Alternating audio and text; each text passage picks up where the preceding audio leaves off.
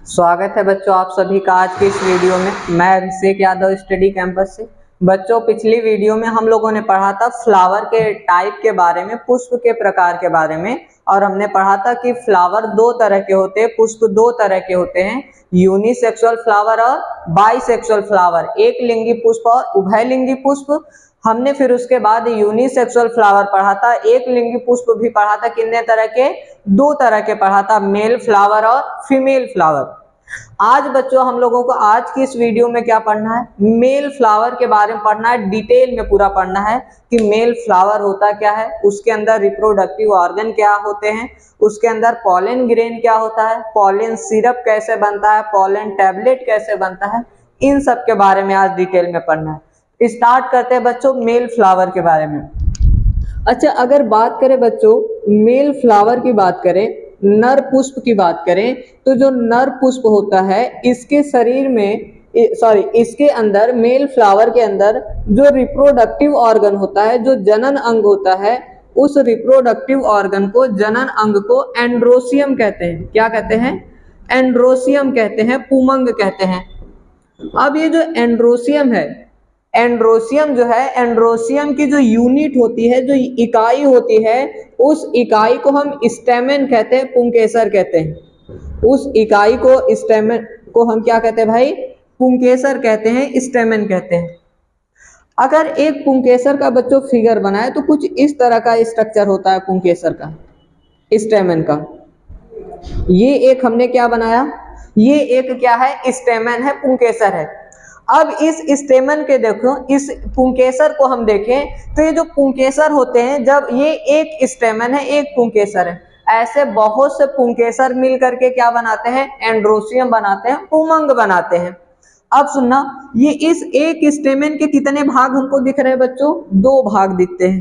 कितने भाग होते हैं? दो। एक नीचे वाला भाग यहां से लेकर के यहां तक दिख रहा है, एक भाग यहां से लेकर के कहां तक दिख रहा है, यहां तक दिख रहा है, और एक भाग ये जो ये नीचे का भाग है बच्चों, इसको हम फिलामेंट कहते हैं। क्या कहते हैं? फिलामेंट कहते हैं, इसको तंतु कहते हैं। और ये जो ऊपर का भाग होता है, इसको हम एंथर कहते हैं, परागकोश कहते हैं। इसको क्या कहते हैं? एंथर कहते हैं, परागकोश कहते हैं। अब अगर फिलामेंट को देखें हम, तो फिलामेंट कैसी संरचना दिख रही है? देखो, एक लंबी सी नली जैसी संरचना दिख रही है, एक लंबी क्या, नलिकाकार संरचना है। तो हम ये लिख सकते हैं बच्चों कि फिलामेंट क्या है, तंतु क्या है, एक इलोंगेटेड ट्यूब लाइक स्ट्रक्चर है। क्या है? इलोंगेटेड ट्यूब लाइक स्ट्रक्चर है, नलिकाकार संरचना, एक लंबी नलिकाकार संरचना है। आई बात समझ में? अच्छा, अब इसके ऊपर कौन जुड़ा है? एंथर जुड़ा है, परागकोश जुड़ा है। आते हैं इस एंथर पर, दूसरा भाग इसका कौन सा है? एंथर, परागकोश। अब इस परागकोश को अगर देखें तो ये जो परागकोश है कहाँ पाया जाता है? देखो, फिलामेंट के ठीक ऊपरी भाग पर, फिलामेंट के कहां पर? ऊपरी भाग पर, ऊपरी शीर्ष पर पाया जाता है। अब इस फिलामेंट एंथर के लिए, परागकोश के लिए हम केवल तीन नाम देंगे। पहली बात इसके लिए क्या कहें कि ये फिलामेंट के तंतु के ऊपरी सिरे पर, ऊपरी भाग पर पाया जाता है। अच्छा, दूसरी बात, तीन नाम क्या देंगे कि ये एक बच्चों बाइलोब्ड स्ट्रक्चर है। कैसा स्ट्रक्चर है? एंथर एक कैसा स्ट्रक्चर है? बाइलोब्ड स्ट्रक्चर है। अच्छा, हिंदी में कहे तो द्विपालित संरचना है। क्या है? द्विपालित संरचना है। अच्छा, दूसरी बात करें तो इसको हम डाइथीकस स्ट्रक्चर कहते हैं। क्या कहते हैं? कि ये एक डाइथीकस स्ट्रक्चर है। हिंदी में कहे तो द्विकोष्ठी संरचना कहते हैं, द्विकोष्ठी संरचना कहते हैं। और तीसरी बात करें तो इसको हम कहते हैं कि ये एक टेट्रागोनल, क्या है? टेट्रागोनल या टेट्रास्पोरेंजिएट, टेट्रागोनल या टेट्रास्पोरेंजिएट स्ट्रक्चर है, टेट्रास्पोरेंजिएट स्ट्रक्चर है। हिंदी में कहे तो इसको कहते हैं चतुष्कोणीय संरचना। क्या कहते हैं? चतुष्कोणीय संरचना कहते हैं। ठीक है, अब सुनना, हमने कहा कि परागकोश के लिए 4 बातें कही। पहली बात कहा कि ये परागकोश एंथर पाया कहाँ जाएगा, फिलामेंट के ठीक ऊपर पाया जाएगा। 3 बातें क्या कही कि ये एक बाइलोब्ड स्ट्रक्चर है, द्विपाली संरचना है। फिर हमने कहा ये डाइथिकस स्ट्रक्चर है, द्विकोष्ठी संरचना है। और तीसरा हमने कहा ये टेट्रागोनल या टेट्रास्पोरेंजिएट स्ट्रक्चर है, चतुष्कोणीय संरचना। अब हम पढ़ेंगे ये बच्चों कि आखिर हम एंथर को, परागकोश को बाइलोब्ड, डाइथिकस या टेट्रागोनल कहते क्यों हैं। ध्यान से सुनना, अगर हम एंथर को देखें, परागकोश को देखें, परागकोश को अगर ध्यान से देखें तो ऊपर देखना बच्चों, यहाँ पर इस परागकोश में यहाँ पर कितनी लोब, कितनी पालियां दिखाई दे रही हैं, 2 पालियां। ये एक लोब है, ये दूसरा लोब है। टोटल कितने लोब हो गए, 2 लोब हो गए। तो इसलिए हमने इसको क्या नाम दिया भाई, बाइलोब्ड स्ट्रक्चर नाम दिया। क्या कहा, बाइलोब्ड स्ट्रक्चर। क्यों, क्योंकि इसमें कितनी पालियां, 2 लोब होते हैं, 2 पालियां पाई जाती, इसलिए हमने बाइलोब्ड या द्विपाली संरचना का। दूसरा नाम क्या लिखा था, डाइथिकस स्ट्रक्चर। डाइथिकस क्यों कहते हैं, ध्यान सुनना, बाहर से देखा हमने इसमें तो इसमें 2 लोब दिखे, 2 पालियां देखी, लेकिन जब इसको कट करके अंदर जाते हैं, इसको कट करके कहां जाते हैं, अंदर जाते हैं, तो कुछ इस तरह से हमको सर्कुलर संरचनाएं दिखाई देती हैं, वृत्ताकार संरचनाएं दिखाई देती हैं। और ये जो सर्कुलर स्ट्रक्चर है, वृत्ताकार संरचनाएं हैं, इनको हम माइक्रोस्पोरेंजिया कहते हैं। क्या कहते हैं बच्चों, माइक्रोस्पोरेंजिया कहते हैं, लघु बीजाणुधानी कहते हैं, लघु बीजाणुधानी कहते हैं। हमने एक बात कहा कि जब हमने बाहर से देखा तो 2 लोब, 2 पालियां दिखी, तो बाइलोब्ड स्ट्रक्चर कह दिया, द्विपाली संरचना। लेकिन इसको काट करके, एंथर परागकोश को काट करके अंदर गए तो क्या देखी हमको, वृत्ताकार संरचना है, सर्कुलर स्ट्रक्चर। और इसको हमने क्या नाम दिया, माइक्रोस्पोरेंजिया कहा, लघु बीजाणुधानी कहा। अब एक लोब में, एक पाली में ये माइक्रोस्पोरेंजिया कितनी होती हैं, 2 होती हैं। एक लोब में, एक पाली में माइक्रोस्पोरेंजिया की संख्या कितनी होती है, 2 होती है। तो इसलिए हम एंथर को डाइथिकस स्ट्रक्चर भी कहते हैं, द्विकोष्ठी संरचना भी कहते हैं। आई बात समझ में। तो द्विकोष्ठी या डाइथिकस क्यों कहते हैं, क्योंकि माइक्रोस्पोरेंजिया की संख्या, लघु बीजाणुधानी की संख्या एक लोब में कितनी होती है, 2 होती है। ठीक है। तीसरा नाम हमने क्या दिया था इसको, टेट्रागोनल या फिर टेट्रास्पोरेंजिएट, यही कहा था, या चतुष्कोणीय संरचना हमने हिंदी में कहा था। अब सुनना, लोब कितने हैं परागकोश में, एंथर में 2। एक लोब में कितनी होती हैं, 2 माइक्रोस्पोरेंजिया।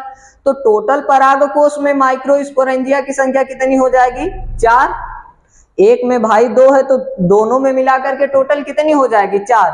और इस वजह से हम क्या नाम देते हैं कि एंथर एक टेट्रागोनल स्ट्रक्चर है, एक चतुष्कोणीय संरचना है। आई बात समझ में। ठीक है। टेट्रा का मतलब भी क्या होता है बच्चों, 4 होता है, तो इसलिए हम क्या कहते हैं इसको, टेट्रागोनल या चतुष्कोणीय संरचना कहते हैं। अच्छा, अब तक हमने ये जितनी भी बातें पढ़ी, हमको एक नया शब्द इसमें सीखने को क्या मिला है, माइक्रोस्पोरेंजिया नया शब्द आया, लघु बीजाणुधानी, यही ना। तो अब हमको क्या पढ़ना है कि माइक्रोस्पोरेंजिया क्या होती है, इसके बारे में डिटेल में पढ़ना है। आते हैं बच्चों माइक्रोस्पोरेंजिया पर। अगर बात करें बच्चों माइक्रोस्पोरेंजिया लघु बीजाणुधानी, माइक्रोस्पोरेंजिया की बात करें,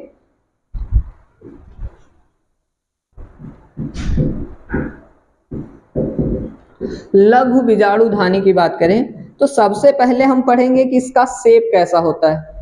अच्छा, लघु बीजाणुधानी माइक्रोस्पोरेंजिया की बात करें तो इसका जो शेप था बच्चों, इसका आकार कैसा था, बिल्कुल इस तरह से था।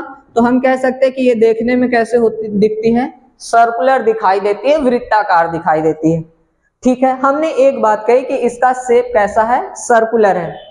अच्छा, अभी जब पुष्प बिल्कुल नया नया बना है, अभी पुष्प बच्चों क्या है, अभी नया नया बना, वो पूरी तरह से मैच्योर नहीं हुआ, परिपक्व नहीं हुआ है, तो उसके अंदर एंथर में, परागकोश के अंदर क्या पाई जाती हैं, ये माइक्रोस्पोरेंजिया होती हैं। अच्छा, लेकिन बाद में यही माइक्रोस्पोरेंजिया किसमें बदल जाती हैं बच्चों? बदल करके क्या बनाती हैं? पॉलन सैक बनाती हैं, परागपुटी बनाती हैं। क्या बनाती हैं? परागपुटी बनाती हैं। और इन्हीं के अंदर पॉलन ग्रेन भरे रहते हैं। इसके अंदर क्या भरे रहते हैं? पॉलन ग्रेन भरे रहते हैं, परागकण भरे हुए रहते हैं। हमने दो बातें कही अब तक माइक्रोस्पोरेंजिया के लिए। पहली बात कही कि इसका शेप वृत्ताकार है, सर्कुलर है। दूसरी बात कहा कि यही माइक्रोस्पोरेंजिया बाद में डेवलप होकर के, विकसित होकर के क्या बनाएगी? पॉलन सैक, परागपुटी। और पॉलन सैक के अंदर कौन सी चीज भरी रहती है भाई? पॉलन ग्रेन भरे रहते हैं, परागकण भरे रहते हैं। पॉलन ग्रेन क्या होता है अभी आगे पढ़ना है हम लोगों को। अच्छा, अगर बात करें बच्चों ये जो माइक्रोस्पोरेंजिया यही है। अब इसकी ये जो वॉल है, इसकी जो भित्ति है, अगर हम इसको माइक्रोस्कोप से देखें, किस चीज से देखें बच्चों? माइक्रोस्कोप से देखें, सूक्ष्मदर्शी से देखें, तो इसमें कुल 4 परत दिखती हैं। कितनी परत दिखाई देती हैं? 4 परत दिखाई देती है। सबसे बाहर की तरफ होती है एपिडर्मिस। सबसे बाहर की तरफ कौन सी होती है? एपिडर्मिस होती है। फिर उसके बाद आती है एंडोथीसियम। उसके बाद कौन सी आती है? एंडोथीसियम। फिर उसके बाद आती है मिडिल लेयर आती है, मध्य परत आती है। और लास्ट में कौन सी लेयर आती है? टैपिटम आती है। हमने कहा कि इसकी वॉल को, भित्ति को माइक्रोस्कोप से देखना, सूक्ष्मदर्शी से। अब माइक्रोस्कोप से देखा तो हमको कितनी लेयर दिखी भाई? 4 लेयर। एपिडर्मिस दिखी, इसको हिंदी में कहते हैं बाह्यजन स्तर। फिर इसके बाद कौन दिखी? एंडोथीसियम, इसको कहते हैं अंतःजन स्तर। फिर इसके बाद हमने कहा कि फिर कौन आई? मिडिल लेयर आई, मध्य परत आई। फिर इसके बाद लास्ट में कौन सी आती है? टैपिटम परत आती है। यही ना? अब सुनना, ये जो स्टार्टिंग की शुरुआत की 3 लेयर है, शुरू की कितनी लेयर? 3 लेयर। एपिडर्मिस, एंडोथीसियम और मिडिल लेयर। बाह्यजन स्तर, अंतःजन स्तर और मध्य परत। ये तीनों परत मिलकर के केवल और केवल 2 काम करती हैं। हमने क्या कहा भाई? कि ये जो 3 लेयर हैं, ये 3 लेयर मिलकर के, तीनों परत मिलकर के कितनी काम करेंगी? केवल और केवल 2 काम करती हैं। पहला काम ये होता है बच्चों, जब इसके अंदर हमने कहा था कि इसके अंदर माइक्रोस्पोरेंजिया के अंदर पॉलन ग्रेन भरा है, तो ये पॉलन ग्रेन को सुरक्षा देती है। क्या करती है भाई? पॉलन ग्रेन को क्या करती हैं? सुरक्षा देती हैं। आई बात समझ में? पहला काम है कि ये पॉलन ग्रेन को सुरक्षा देती हैं, उसको क्या करती हैं? प्रोटेक्ट करती हैं। दूसरा काम क्या भाई? आपने अभी एंथर पढ़ा, परागकोश पढ़ा, यही ना? तो एंथर के फटने में, परागकोश के फटने में भी ये तीनों क्या करती हैं? मदद करती हैं। तो काम क्या करेंगी भाई? Helps in dehiscence of anther. Dehiscence का मतलब भी होता है बच्चों फटना।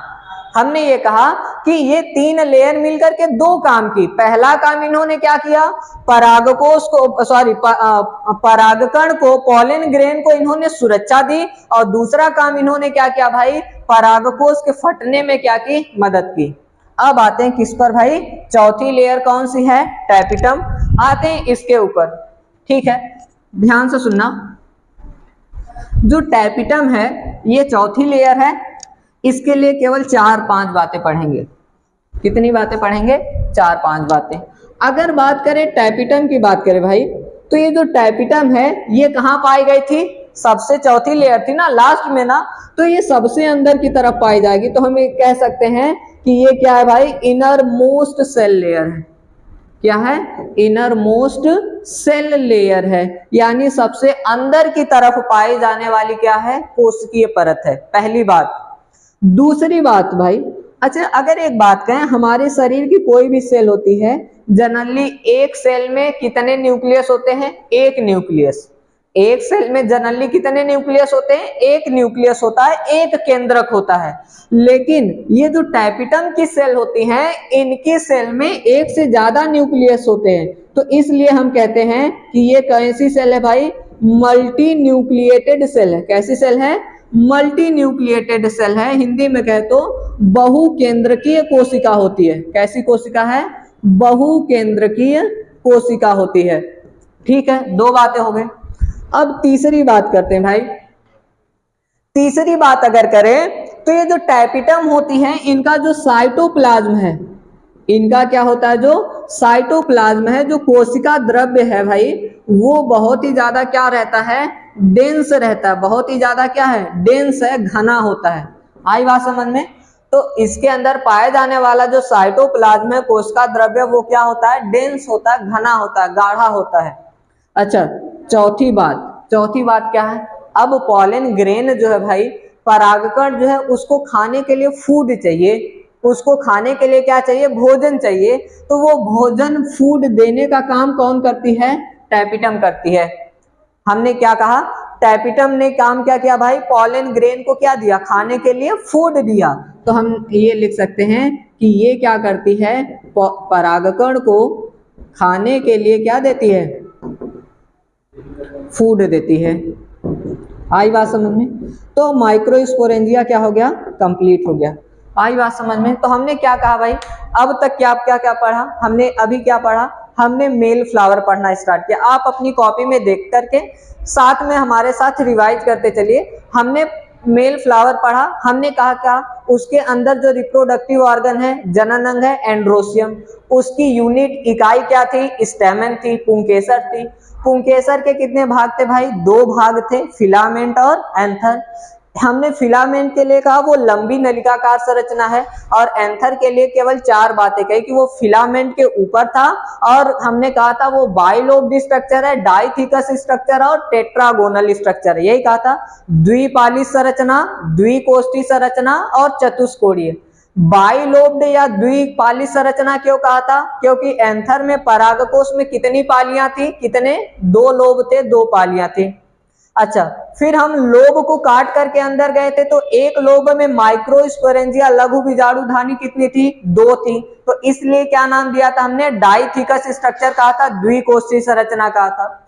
फिर हमने टोटल एंथर में देखा था माइक्रोस्पोरेंजिया लघु बीजाणुधानी की संख्या 4 थी, तो हमने टेट्रागोनल या चतुष्कोणीय संरचना कहा था। फिर हमने माइक्रोस्पोरेंजिया पढ़ा।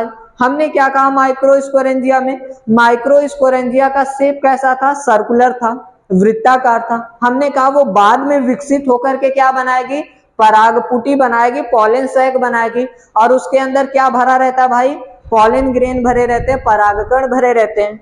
फिर हमने उसकी वॉल को देखा, भित्ति को देखा माइक्रोस्कोप से, तो उसमें कितनी लेयर थी? 4। एपिडर्मिस, एंडोथीसियम, मिडिल लेयर और टैपिटम। यही था, बाह्य जनस्तर, अंतर्जन स्तर, मध्य परत और टैपिटम। स्टार्टिंग की 3 लेयर ने कितने काम किए भाई? 2 काम किए। पहला काम उन्होंने क्या किया? पॉलन ग्रेन को सुरक्षा दी, परागकण को सुरक्षा दी, और दूसरा परागकोश के फटने में क्या की? मदद की। टैपिटम की बात करें तो टैपिटम में इन्होंने क्या किया भाई? टैपिटम के लिए 4 बातें कही। हमने कहा कि ये सबसे अंदर की तरफ पाए जाने वाली सेल है, इनर मोस्ट सेल लेयर है। ये बहुकेंद्र की मल्टी न्यूक्लिएटेड होती है। इनका साइटोप्लाज्म कोशिका द्रव्य डेंस होता है, घना होता है, और ये परागकण को खाने के लिए क्या देती है? फूड देती है, न्यूट्रिशन देती है। तो आज की क्लास में बच्चों यहीं तक। अगली क्लास में हम लोग पढ़ेंगे पॉलन ग्रेन बनता कैसे है और पॉलन ग्रेन होता क्या है, उसके बारे में डिटेल में पढ़ेंगे। तो थैंक यू बच्चों।